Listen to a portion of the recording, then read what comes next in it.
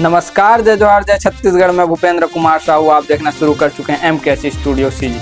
छत्तीसगढ़ के बालोद जिले में चल रही युक्ति युक्तकरण प्रक्रिया को लेकर शिक्षकों में जबरदस्त आक्रोश देखने को मिल रहा है। शिक्षक साझा मंच के नेतृत्व में जिले भर के शिक्षकों ने सोमवार सुबह 10 बजे जिला पंचायत कार्यालय के बाहर जमकर प्रदर्शन किया।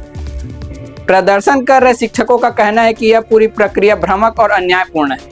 उनका आरोप है कि बिना किसी जमीनी सत्यापन और वास्तविक आवश्यकता को समझे शिक्षकों का जबरन तबादला किया जा रहा है।